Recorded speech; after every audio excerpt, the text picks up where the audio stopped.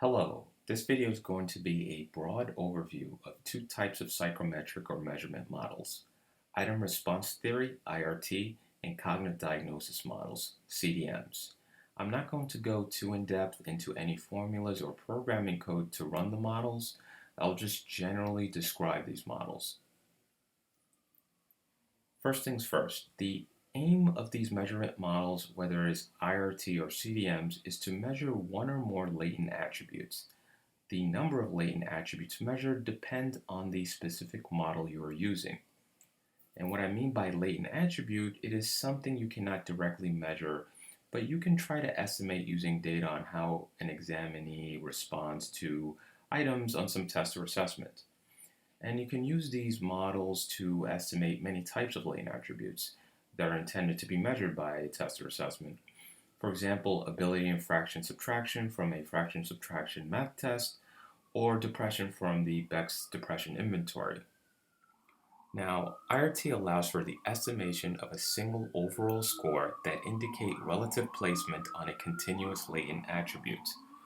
What we have here is an example of three examinees and their placement on a continuum between -3 and +3. So let's say these IRT attribute estimates are based on results to a fraction subtraction test. Examinees further to the right would have higher estimated ability in fraction subtraction, and examinees falling further to the left would have lower estimated ability in fraction subtraction. So in this case, Sam has the highest ability level while Kevin has the lowest. So you may be thinking, why would you need to estimate latent ability or an attribute when there is a total test score? Now, examinees can have the same total score but different estimates of a latent attribute.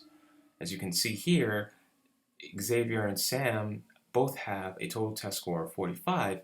However, Xavier has a higher ability estimate of 50. And the reason why is that IRT models, in a sense, do not consider all items to be equal and leverages response data to specific items. Even if you're not interested in the estimate of ability or an attribute, applying the IRT model provide valuable insight into a number of areas. For example, estimated ability from IRT models can help detect bias items with differential item functioning. These bias items would be defined as items that are responded to differently between examinees of different groups, but with the same level of ability slash attribute. Now, with differential item functioning, there are methods that do employ non-IRT models and use total test score, but some research has suggested that methods using IRT for differential item functioning are more preferred. Another value of IRT is that you can reduce the length of a test by identifying and removing items that may provide low amounts of information on the test. You can also shorten a test and possibly design it for examinees expected to have a certain level of ability. For example, you may want to select items that provide more test information at higher ability levels if you wanted to test a high achieving class of examinees. Now, CDMs are a different family of measurement models. CDMs allow for a classification across multiple latent discrete attributes being measured. Now, before with unidimensional IRT, we were only measuring one attribute, and we're measuring ability in fraction subtraction. But now we're measuring multiple discrete or categorical attributes. So, if the items in the same test can be broken down into a series of subdomains, we can create a profile for each examinee. Let's say that the items on the fraction subtraction test could be broken down into three skills: borrowing, basic subtraction, and simplify. Now let's say we're using the examinee Xavier. Before with IRT, we located his placement on the ability continuum for overall fraction subtraction. But with CDMs, we can estimate whether he mastered or did not master a series of skills. For example, he did not master attribute 1, borrowing, but he did master attributes 2 and 3, basic subtraction and simplify. Now with CDMs, we can get this more granular understanding of an examinee, and we can do this as long as we can develop a Q matrix. Now, a Q matrix links all the attributes we intend to measure to each item in the test. In this table, there are 3 items on the left along with 3 attributes. You can see that 1 requires all 3 attributes. Item 1 specifically requires all 3 attributes, while item 3 requires only attribute 3. Now, with the fraction subtraction data set or example, it's widely used data set.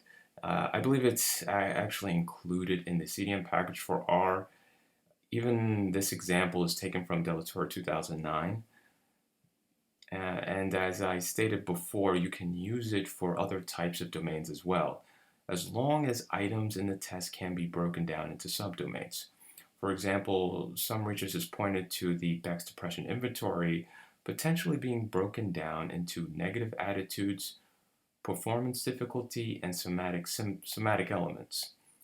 And you can consider these to be 3 different symptoms of depression potentially, but there may need to be more investigations regarding that specific example to see whether a CDM can even be used for that specific instrument.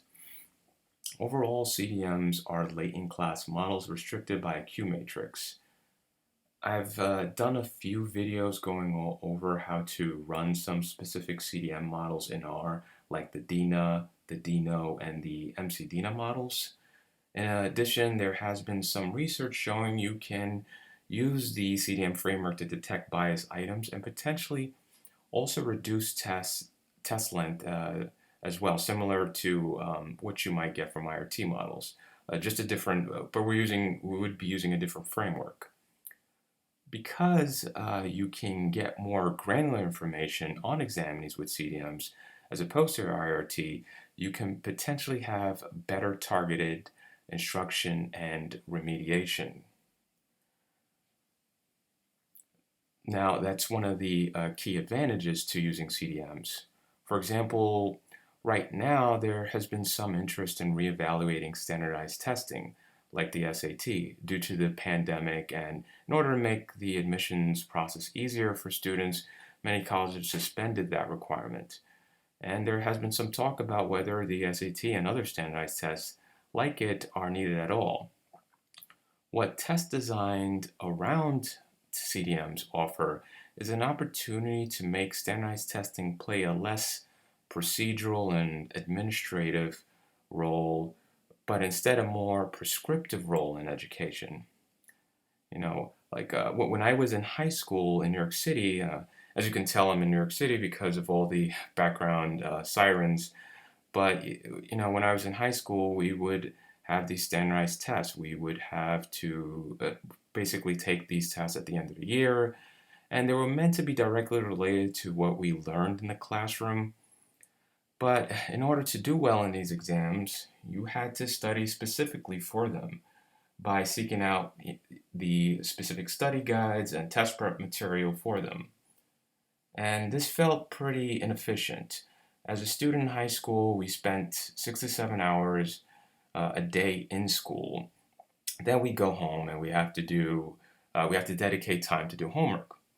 But also at the end of the school year, we have to study for the standardized test in order to see if we can make it to the next level.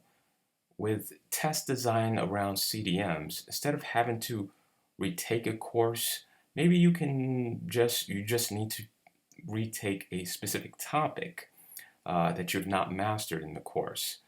And this specific topic could be covered in a brief workshop, which you may be able to take as you move on to the next level.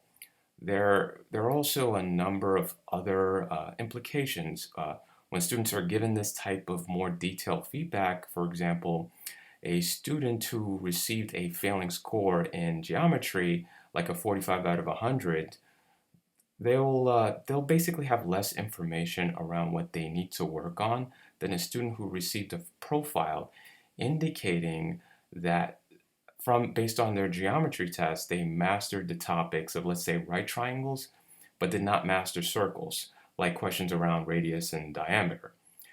You can make a decent argument here that a student with this more detailed feedback would be better informed and maybe even more motivated to seek out help in the area that they did not master.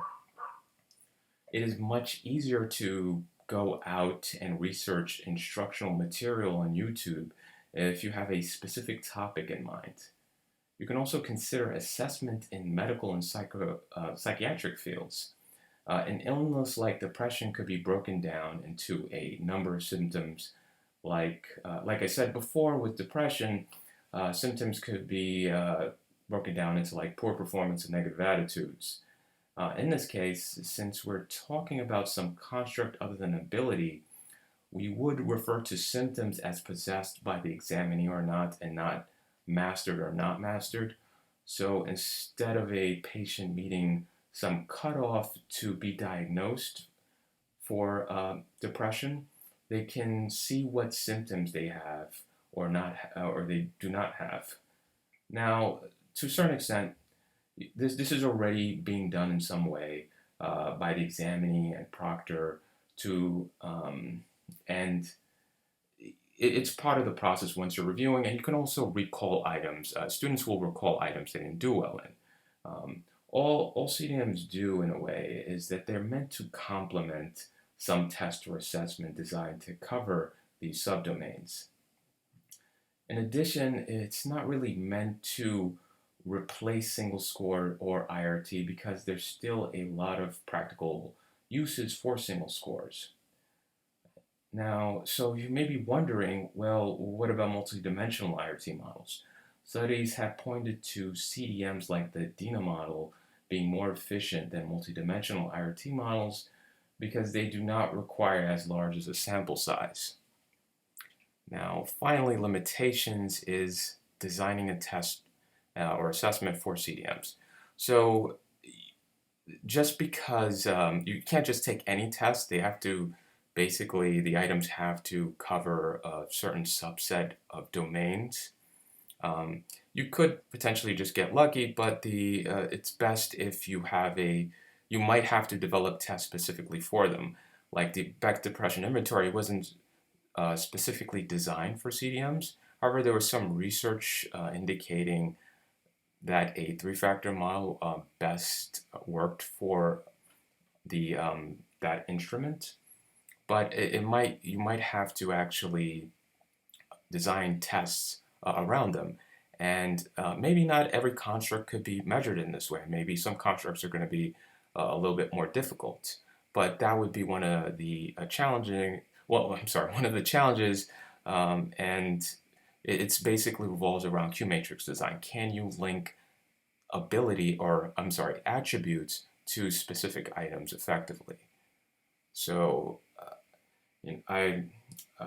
so I'm pretty much done here, and I hope you like this video. Let me know what you think. If you want me to cover any topics, please let me know. Thank you.